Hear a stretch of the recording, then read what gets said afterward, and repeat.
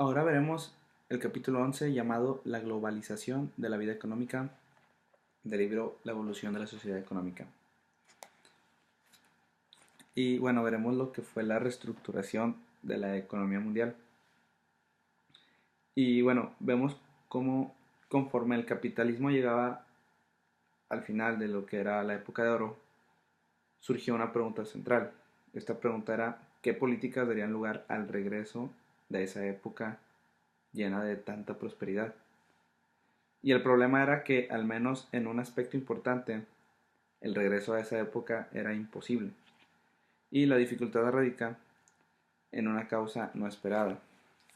Y fue la decisión de abandonar el acuerdo de Bretton Woods sobre los tipos de cambio fijos, el cual se había establecido en 1944.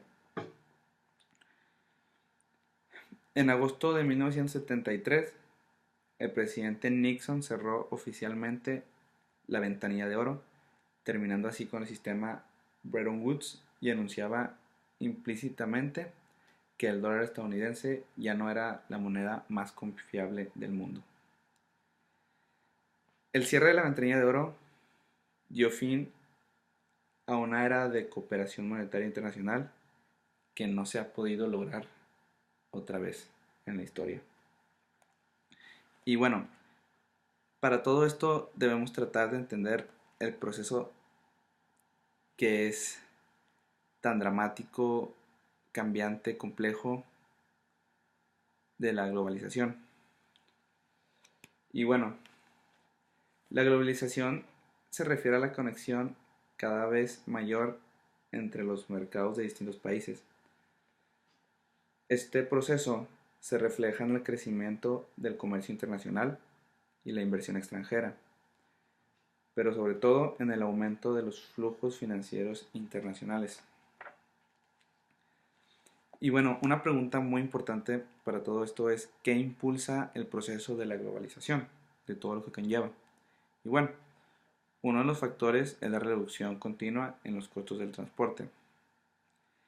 Pero otro elemento también muy importante radica en un nuevo grado de estandarización tecnológica, que fue el que hizo posible el empleo de mano de obra con salarios bajos, pero capacitación adecuada en distintos países, así como integrar las operaciones de su producción independientes en un solo flujo de producción global.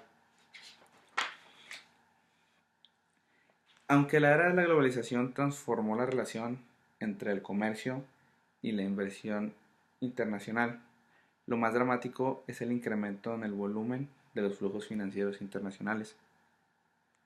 Otra fuente de esta explosión de los flujos financieros es el incremento de la especulación en las finanzas internacionales. Y no existe nada inherentemente negativo en la especulación, pero la especulación puede provocar una gran desestabilización si provoca que los precios de los activos suban o bajen a un grado que el empleo y la producción sean afectados en forma severa.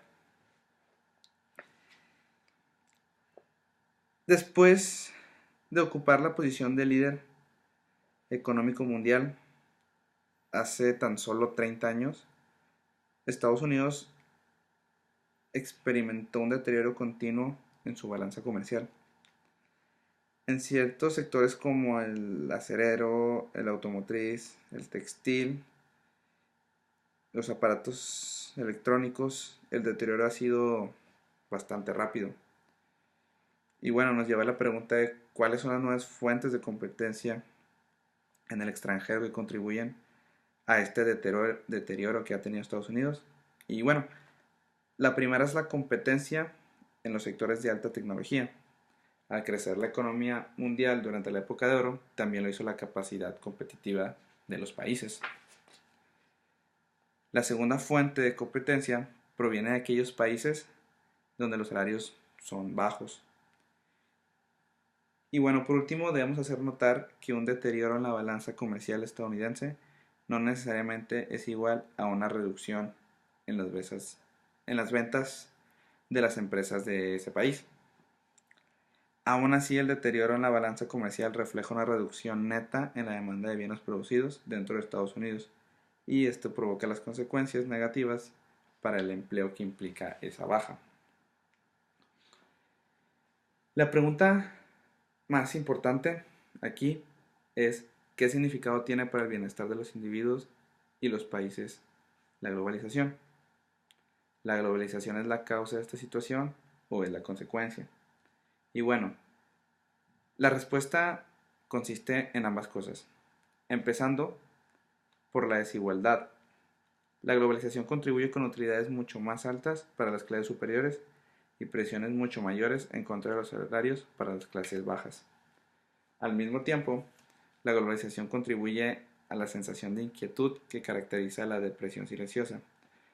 Esto pues se debe a que erosiona la capacidad de los países para establecer sus políticas económicas generales como ellos mismos lo desean y no como sean obligados por las presiones de la globalización. Y bueno, por último, antes de afirmar que la nación ha perdido su utilidad económica, debemos tomar en cuenta los límites del proceso de la globalización. No hay duda de que el capital financiero ha llegado a mercados de Asia y América Latina que no existían hace unos 25 años, pero sobre todo la globalización afecta a los países industrializados y a un grupo reducido de naciones en vías de desarrollo. Esto quiere decir que no tenemos un mundo, sino dos mundos.